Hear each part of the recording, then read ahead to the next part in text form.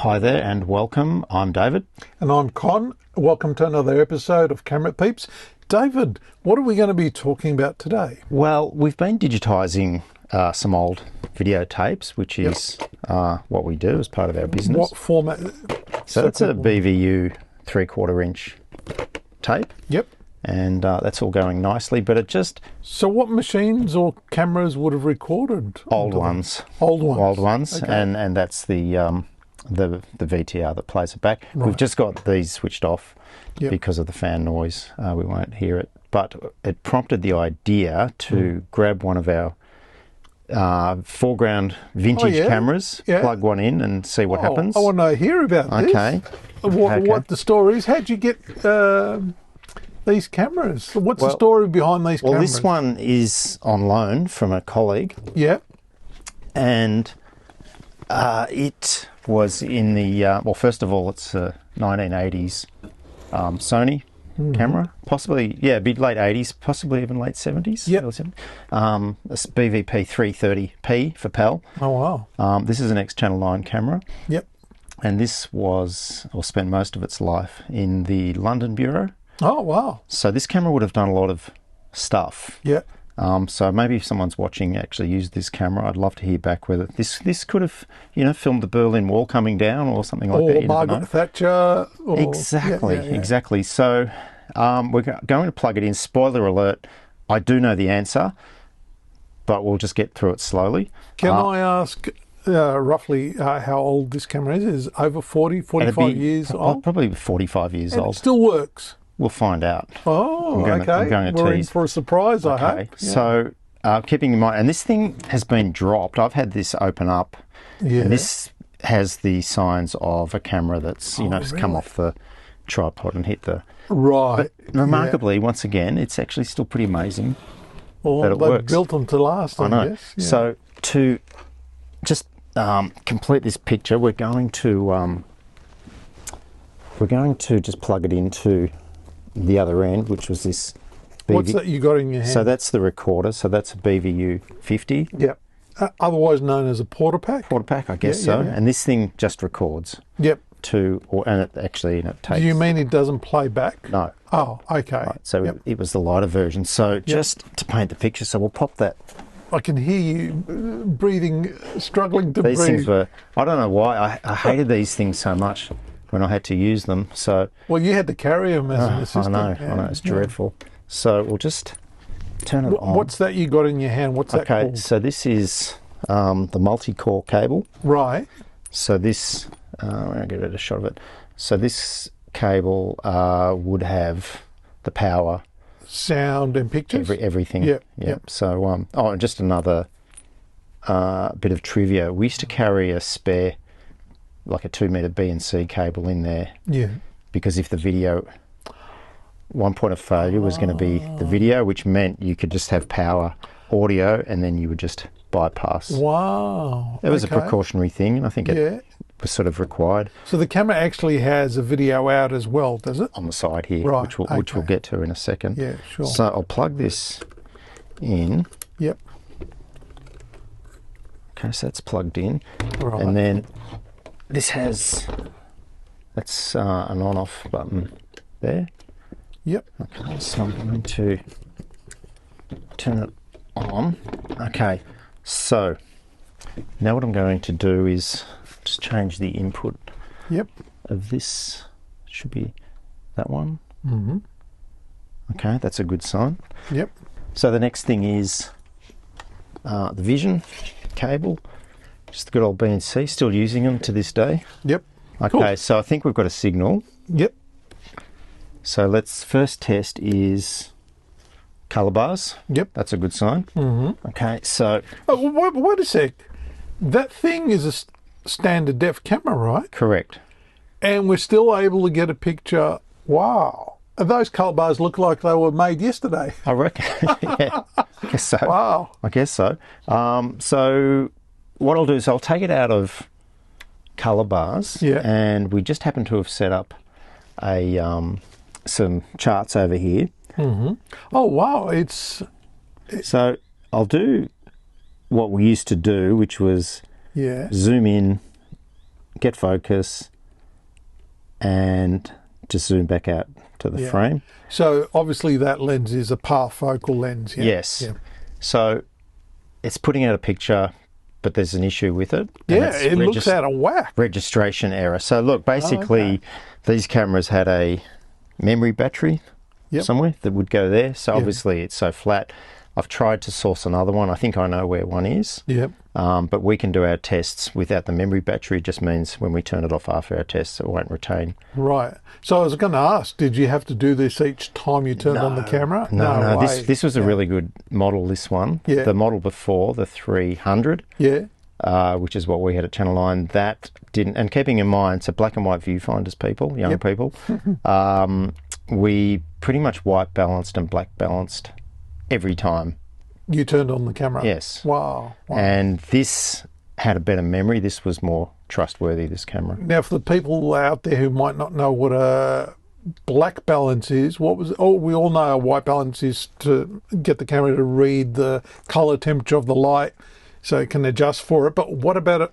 You're probably better at explaining this. Okay, so I think you had to do the black balance first before you did the white balance. Was it? Yeah. Okay. Because the black balance, as far as I understand it, was so you can set the black level first, and then the white.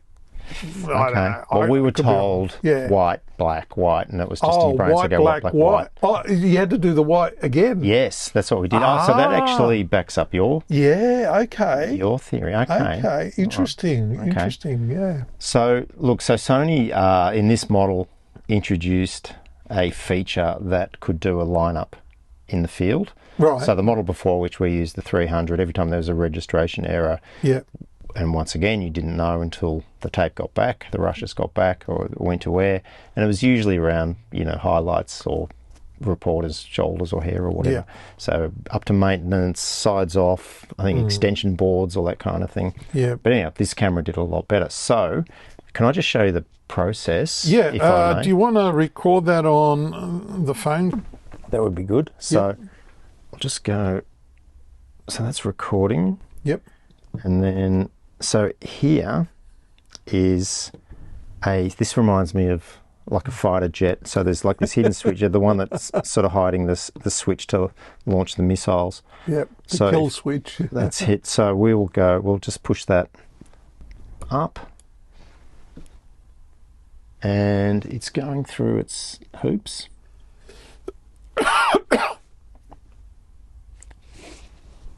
So what's the camera actually doing now? What's the button you've just hit? Auto center, I think it's called. Oh, right. So it's like, so the red light's just come on. Yeah. So that tells me that the process is complete. Yep. So the tally light came on, I get it in the viewfinder as well.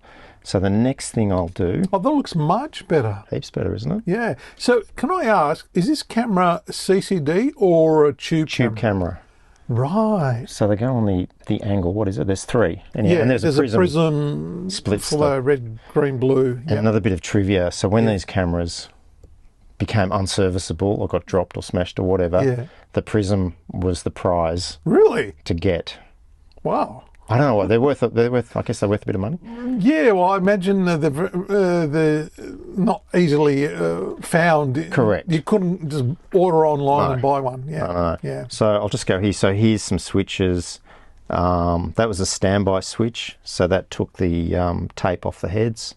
Right. And gain +9, +18. That's the colour bars. There. And why would you want to take the tape off the heads? Not to wear the heads or not to wear the tape? To save the battery. Oh, okay. That was a big one. If you're waiting outside court, if the drum was spinning, it was burning the battery quicker. Of course, because it's spinning a motor. Yeah. Okay. So we'll just go around to the front here. So here is... Oh, actually, I'll change the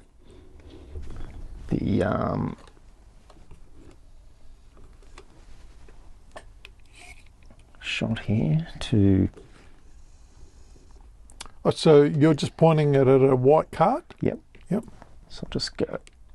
Are you doing white balance? Yes, I'll do a white balance. Yep. And, okay, so I'm going to press this button here. I'm so amazed that a 45-year-old camera is still operational and still putting out sort of decent SD pictures. Now, we were talking about this the other day. There's been a bit of a revival, the interest of people wanting to shoot on these old cameras for effect, for a movie, for a period piece. Can you talk to us about... It seems, I've noticed that on social media too, and there's even, plugins for, filters for, Instagram and stuff that just, gives tape dropouts and things like that. Or even registration errors. Yeah, I guess, that too. Okay, so that's just white balanced and the red light has just come on. Yep. And then I'll take your advice, Con, I'll black. Oh yes, it does close automatically. Yep. That's the thing with the old ENG lenses, it actually had a closed... Yes. Whereas a lot of cinema lenses don't have a close, it just goes to f22 or whatever. So the red light just came on, which told me it was, and I'll just do another white balance, okay, so the red light just came on. Yep. It did the white balance quicker that time, didn't it? Did. Yep. Okay, so I think I can hand this back to you. Yep, thank you. And okay, so now for the big reveal. Yeah. Oh, colours look nice. I can't believe that's coming out of a 45-year-old camera. It's interesting, isn't it? Yeah, that's totally usable. I would. I mean, I would use this. I would take this out on a job if someone. Well, I'd need a couple of things. You'd have to have a spare.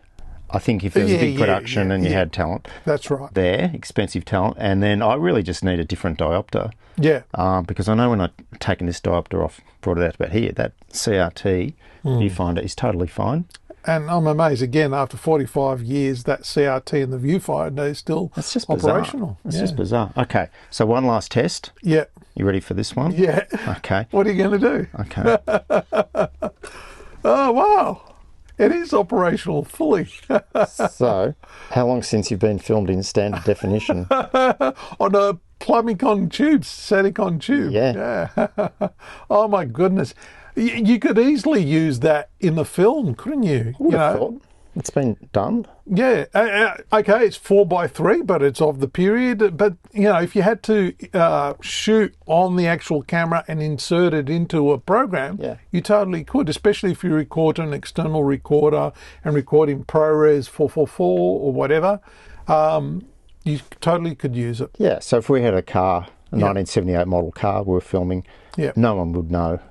He wasn't. And it sure beats trying to emulate this look in post when you can do it on the set. For sure. Yeah. So there we go. So that's amazing, David. I can't believe that camera is still right, and that how to the sequence of this the registration process. Operating these cameras. I mean, like Rod, one of our technicians who was an editor on those 1-inch machines. Been away from it for 20, 30 years or whatever, he still just throws those reels on and can thread it in a matter of seconds. I find this, operating these cameras, like it's touch typing for me. And a lot of people of my... Well, you spent every day working with these cameras for decades, if not years. Yeah. So I think that covers this one. Yeah, well, I hope people found it very interesting. It's always good to get the old gear out and have someone who's worked with them, who's experienced them, tell us about them, and especially for the younger generation who seem to be curious about old analog technology these days. And look, I've worked all these cameras, the eras of these cameras. Oh, right. So what else have we got? We'll save it for some other episodes. All right. I think so. There's some CCD. There's another tube camera over there. Oh, okay. And that one's just a standard Betacam, and that one's a Betacam SP? Yep. Yeah, but we'll save those for another time. And we should remind people that we both do tape dubbing, so if anyone needs any old U-matic tapes or Betacam tapes or any tapes transferred, please get in contact with us, especially David. He's got all these U-matic machines, and we can probably help you out. Thanks for watching. Thank you.